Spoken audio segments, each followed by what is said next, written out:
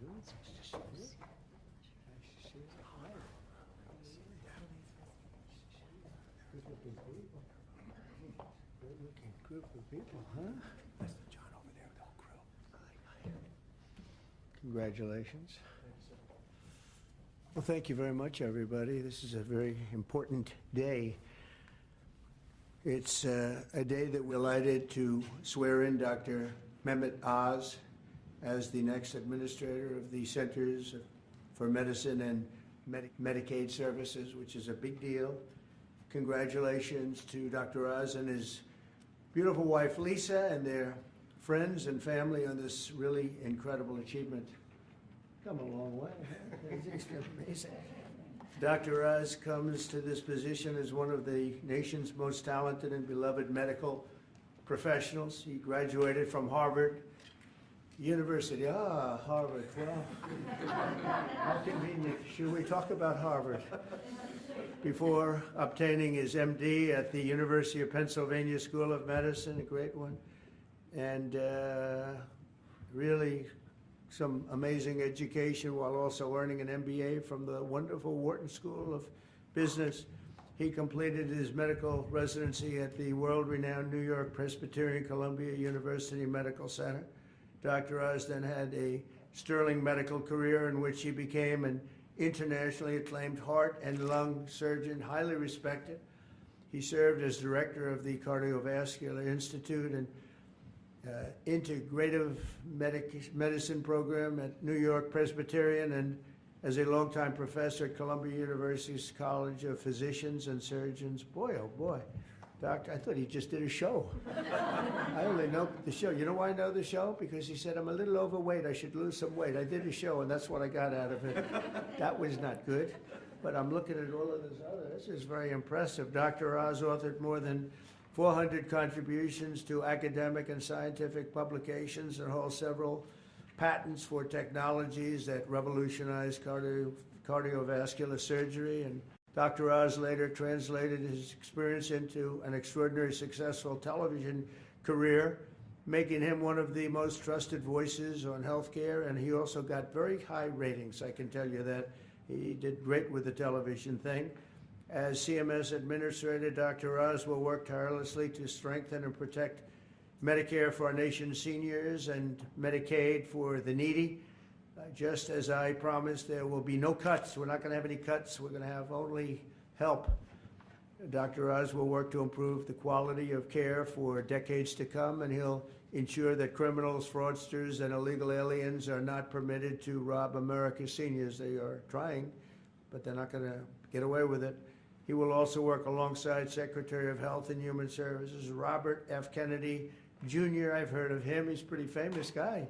He's doing a great job, too, to address the crisis of chronic illness and to make America healthy again. So I want to just thank Dr. Oz, and because this is a big commitment he's making. He has a lot of options, and this is a big, big commitment. And I want to congratulate you and your family on really an amazing life, and I think this is going to be by far the most important part of an already incredible life. So thank you very much. God bless you. Congratulations, it's amazing. Congratulations. Wow, what a job, huh? Yeah. Are you ready, Bobby? Sure.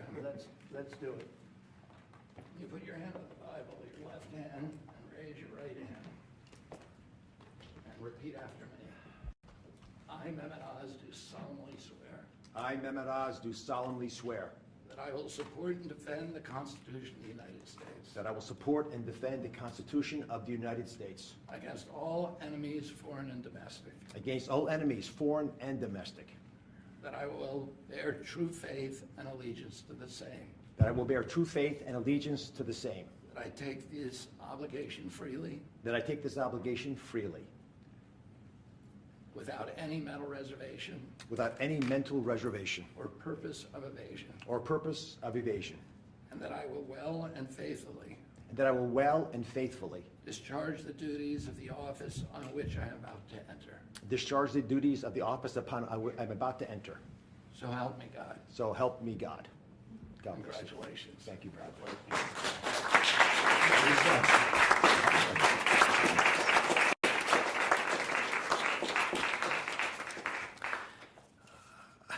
I've got to start off by thanking three people. Mr. President, thank you very much. God bless you for leading our nation, but also courageously leading the MAHA movement, really earnestly in your heart wanting to get America to be healthy again, and for giving me an opportunity to help with that mission. Secretary Kennedy has been leading the charge at Health and Human Services. A dear friend, like a brother, has done unbelievably courageous work because he's curious and he's started answering a lot of important questions. And I will treasure for the rest of my days your trust in me to help you with this progress. Thank you. And of course, Lisa, the family, but Lisa in particular, who's had an uncanny ability to identify opportunities and to always keep a clear North Star to keep our family grounded. God bless you, my beautiful one. Let me start with a simple premise. Every great society, everyone, has an opportunity to take care of its most vulnerable and treasures that opportunity. And we're great people, so we will do the same. As we enter the main building, the Humphreys building, where Health and Human Services is located, there's a placard of Hubert Humphrey, and it says that it's a moral opportunity, a moral obligation of government to take care of people in the dawn of their life, the kids, in the twilight of their life, the elderly, the mature, the seniors, and those in the shadows of life, those struggling with disabilities. We want to provide America with access to great care. We want to save the public health insurance programs of this country. That's what President Trump asked me to do when he took this position to administer the programs at CMS. Now, if we're going to do that, we've got to be honest with each other. And a physician, President Trump has to always do that, right? We've got to share news, so do presidents, that folks don't want to hear, but it's important for our well-being. So I'm going to give you 4 bullet points to remember. Bullet point number 1, and they're all numbered in order for a reason.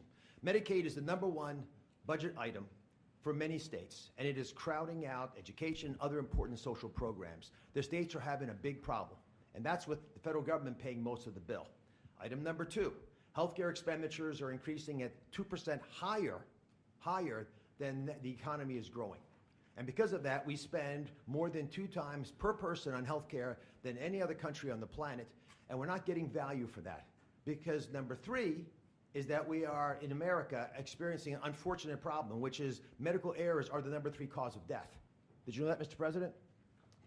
It's surprising with that much money invested, we're still having problems. And number 4, our life expectancy, despite all this investment, is continuing to slip back. We're now more than 4 years shorter in our life expectancy than countries that we used to be equal to.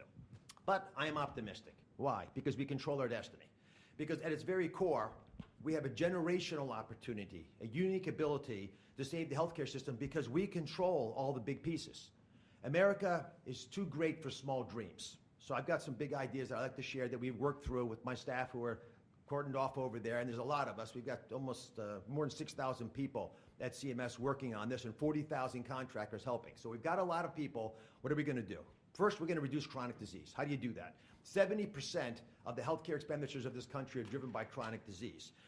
And it is your patriotic duty, I'll say it again, the patriotic duty of all Americans to take care of themselves, because it's important for serving in the military, but it's also important because healthy people don't consume healthcare resources. The best way to reduce drug spending is to use less drugs because you don't need them because you're healthy. And it feels a lot better as well.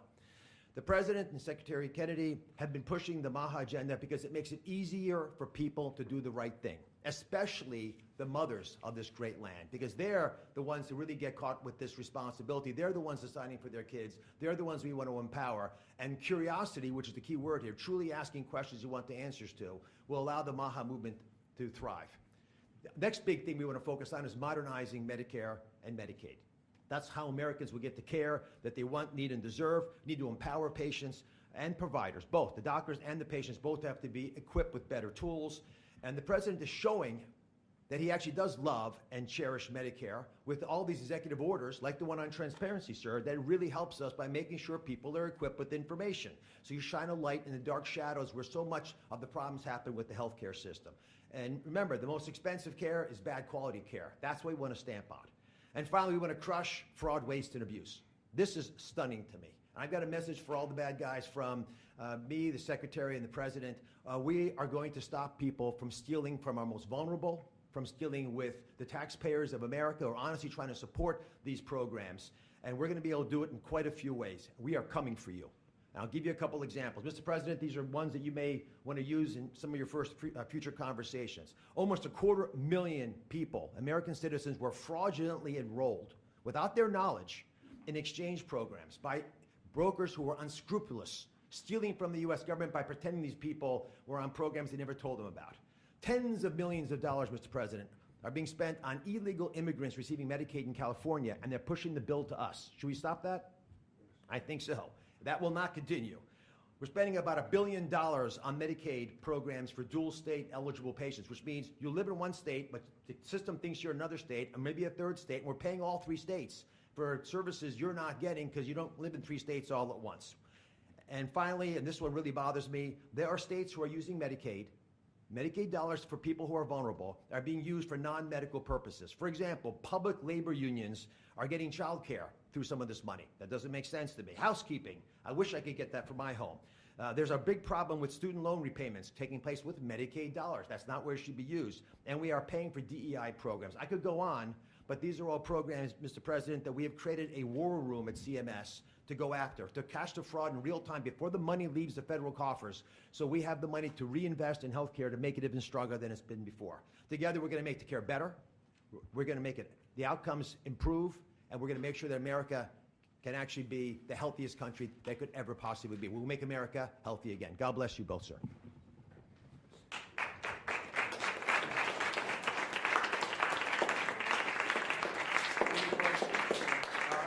Any questions for us? Okay. Sir, Mr. President, Marco Rubio said. Wait, easy. Go ahead. Secretary Rubio said that the U.S. will have to figure out whether a deal can be done between Russia and Ukraine in a matter of days, or you will just move on. Yeah, very short. How many days is that? No specific number of days, but quickly, we want to get it done. We're talking about here, people dying. We're talking about over there, people are dying also, like on average 2,500 young people, soldiers. They're not from America, they're not from anywhere else other than Ukraine and Russia, but we want to save these lives. So it's 2,500 a week are being killed in battle. It's a vicious battle with the best equipment, the best everything, and it is brutal. 2,500 young people a week. Some of them not so young, actually. They're getting older. They're getting older by the month. But 2,500 a week, and we're going to get it stopped ideally. Now, if for some reason one of the two parties makes it very difficult, we're just going to say you're foolish, you're fools, you're horrible people, and we're going to just take a pass. But hopefully we won't have to do that. And Marco's right in saying it. We want to see it end. Think of it. Every day, a lot of people are being killed, as we talk about, as they play games.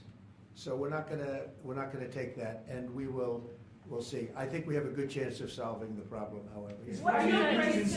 Are you prepared to walk away completely from these efforts and these talks? Well, I don't want to say that, but we want to see it end.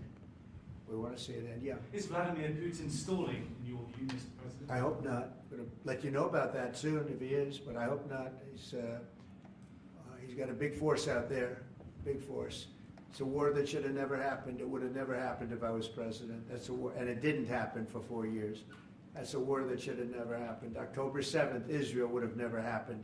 Iran was broke, and now we'll see what happens with Iran. We have a lot of them out there. We have a lot of things that we're working on right now that shouldn't have happened. None of it. Ukraine would have never happened with Russia. October 7th would have never happened, so you wouldn't have had all the problems in the Middle East. The Afghanistan embarrassment, probably the most embarrassing day in the history of our country, would have never happened. Inflation would have never happened. By the way, prices are down. Groceries are down. Eggs, which you hit me so hard, I'll never forget the first week in office, they were screaming at me about eggs. I said, what's going on with eggs? They were doubling and tripling. I said, I just got here. They were up like double, triple, and you couldn't get any. They said, you won't have eggs for Easter. Well, you can have all the eggs you want. I'll tell you, Brooke Rollins, Secretary of Agriculture, did a great job. And the egg prices are down 87%. But nobody talks about that. You can have all the eggs you want. We have too many eggs. In fact, if anything, the prices are getting too low. Mr. Sir, President. So I just want to let you know, prices are down. Gasoline yesterday in 3 states hit $1.98 a gallon. And it looks like it's at a level that it hasn't seen since my days, my 4 years. So it's about I'd say maybe, I think we're going to be averaging $2.25 very soon. So I just want to let you know, though, because I keep hearing about prices and inflation. Prices are coming down, not going up. Only the fake news says they're going up. The only thing that's even are interest rates. And if we had a Fed chairman that understood what he was doing, interest rates would be coming down too. He should bring them down. Yeah, please. Mr. President, what do you need to see from both sides in order to keep negotiations going? What do you want to see from Russia and Ukraine? I have to see, my whole life has been one big negotiation, and I know when people are playing us, and I know when they're not, and I have to see an enthusiasm to want to end it. And I think I see that enthusiasm. I think I see it from both sides. Do you think Russia's But you're playing going to know you? soon. Do you think Russia's playing you? No, nobody's playing me. I'm trying to help. You know, this was Biden's war, by the way. By me getting involved, you know, they'll say, oh, it's Trump. This is not Trump's war. This is Biden. This is a war that should have never happened. Okay? Think of it. Those cities are crushed and crashed, and all those beautiful steeples, the most beautiful in the world, actually considered the most beautiful in the world, most of them are now smashed to smithereens, as they say, and lying on the ground in a million pieces. Those towns are crushed, the whole place. It's so horrible. And millions of people are dead, far more than you think. That's one thing you're going to get out of this war. You're going to find out that your estimates are far lower than, it's far worse than people think. Nobody's playing anybody. We are going to see if we can get it done. I think we have a really good chance of getting it done, and it's coming to a head right now. If you And do on Iran, continue do you to think, support would you, Ukraine militarily, Say it. if you do decide to move on or take a pass, Mr. President, would you then continue to support Ukraine militarily? Well, I'm not going to say that because I think we're going to get it done. on Iran, having Iran There's a group of Venezuelan men down in Texas who have been alerted that they are soon going to be deported under the Alien Enemies Act. Have you authorized that operation, I and don't know where are they about going the to go? group you're talking about, but if they're bad people, I would certainly authorize it, yeah. You know, I won an election in a landslide. We won all 7 swing states. We won by millions of votes. We won 2,750 districts to 505 districts. 2,750 to 505. That's why the map, when you look at it, is all red. And one of the biggest reason, I think the biggest single reason, actually, I'd like to say it's because of this, because I think they're going to come up with things that are incredible. But probably the biggest reason was because of the border and because of illegal immigration. And the people of this country want those people out. Because what Biden did, and I don't know if he did it, I'm not even sure he knows what the hell he was doing, but what his people did, representing him, was allow millions and millions of people from jails, from prisons all over the world, people from mental institutions and insane asylums, gang members, drug dealers, pouring into our place. And you know what? Our people voted for me to get them out. They want them out. They want them out. And we've done a hell of a job. And by the way, Ecuador and various places, but El Salvador, we've been helped by a lot of other states where they're helping us, actually. Because you couldn't, look, what this man was thinking when they allowed open borders and people to come in, if you look at Venezuela, their crime is down by 72%. You know why? They took all their criminals off the street. They took all their prisoners from jail. They took murders. 11,088 murderers were released into our country. Bad things are going to happen. Bad things. And we're getting them out. And that's why I was elected. A judge wasn't elected to do that. I was elected to do that. And we're doing it in record fashion. We have the safest border, the most secure border we've ever had. See the Declaration of Independence? You should all read that before you leave. That's the real deal. You should all read it before you leave. Yeah. Mr. President, photos have emerged of Senator Van Hollen sipping what appears to be margaritas with Abrego Garcia down in El Salvador. Do you encourage other Democrats to fly down to El Salvador to meet with this illegal alien who's an accused wife beater? I like this guy. See, now this is the kind of a reporter we like. There aren't enough of them. We got to get some more of them. But no, I appreciate that question. No, look, he's a fake. I know him. I know them all. They're all fake. And they have no interest in that prisoner. That prisoner's record is unbelievably bad. If you would go into the room, you might, if you would, Caroline, maybe go into the room and see if you can find that little slip. I wrote some things down. I don't know why you'd want to keep them, but we got a little biography of him. Did you help set up that Not a meeting? very innocent guy. Did you help set up that on the meeting, IRS. sir? Mr. President, in the spirit of Easter Sunday and it While being we're on Good the Friday. subject, right? Yes, of course. So you're talking about Abrego Garcia, is that the one? Yeah? Is an illegal alien MS-13 gang member and foreign terrorist. This comes out of the State Department and very legitimate sources. I mean, I assume, I'm just giving you what they handed to me, but this was supposed to be certified stuff. In 2019, Garcia was issued a deportation order. 2 separate judges affirmed Garcia was a member of MS-13, which is a gang that may be even worse than Tren de Aragua, and maybe worse. They kill people with knives because it's more painful. Very famous for the knifing and killing of 2 young 16-year-old girls walking to school one day, and they sliced them up into little pieces and killed them. That's MS-13. And 2 separate judges affirmed Garcia was a member of MS-13. When Garcia was originally arrested, he was wearing a sweatshirt with rolls of money pouring out, an MS-13 gang symbol that he was driving with 2 other known violent MS-13 gang members, 2 of the most violent members that we know of in the MS-13 gang of thugs. In 2022, Garcia was stopped by the Tennessee Highway Patrol and was found to be transporting 7 people from Texas to Maryland, and he had no driver's license. He was driving violently.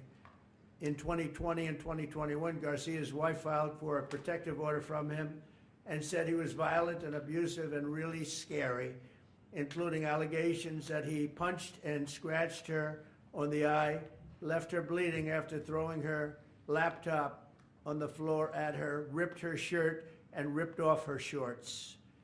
He then grabbed her arm, leaving very severe marks. Garcia's wife also wrote in court, "At this point, I am afraid to be close to him. I just don't want to be close. I have multiple photos and videos how violent he can be and all of the bruises that he's left on me." She just couldn't get anywhere near him. This is the man that the Democrats are wanting us to fly back from El Salvador to be a happily ensconced member of the USA family. Isn't it a shame? And by the way, I've been hit pretty hard by fake shows, fake news, MSDNC in particular, where they talk about how evil I am, that this man would be thrown out of our country. This man is according to certified statements that we get, is a very violent person. And they want this man to be brought back into our country where he can be free and to stay as a happily Maryland, they call him the Maryland man. He's a Maryland father. No, this is a violent person. Who they don't talk about is that wonderful angel mom who lost her daughter, who had 5 beautiful children, and she was killed violently. And, she spoke, and she spoke unbelievably. I saw it, and the fake news didn't pick it up. She spoke. She was in tears. She's devastated. Her life is, essentially, she's told me her life is like over. But there was I think no stories. Isn't that true? No stories. Yes, sir. 0 stories. It was the most emotional thing. Everybody that watched it, they couldn't believe it. The fake news refused to put it up. So it's very sad. And yet they talk about this guy like he's an angel. See the angel up there? They think he's like that, like a little angel. Do you Sir, encourage also, other Democrats would to you be- visit? Would you be open You to know, it has letting no Iran? impact, the way she, it's just like, let it, no impact. It's just like, unbalanced, would you do that? Well, go ahead, what I would Sir, do. on Iran, would you be open to letting Iran Say that. keep some kind of civil nuclear program? No Or would impact the entire whatsoever. program need to be dismantled? I'm for stopping Iran, very simply, from having a nuclear weapon. They can't have a nuclear So weapon. the I entire want program Iran dismantled? to be great and prosperous and terrific. I stopped them once they were broke and they didn't have any money for Hamas. They didn't have any money for Hezbollah. There wouldn't have been an October 7th disaster. They were broke. They had no money, and they weren't spending it to terrorist organizations because they had none. When Biden came in, he took all the sanctions off. China wasn't allowed to buy. I said, if you buy, because they're their biggest customer, I said, you buy 1 barrel of oil, just 1 barrel of oil from Iran, and you can't do business in the United States. And by the way, we have nice conversations going with China just to intercede, you know. It's like really very good. But Have you spoken with Xi? with Iran, they can't have a nuclear weapon. And if they have a nuclear weapon, you'll all be very unhappy. You'll all be very unhappy. Have you 'Cause spoken your with life, Xi? your Who life, is leading your those life trade will be in talks? great danger. Yeah. Mr. President. Yeah. Press out. Everybody out. Press out.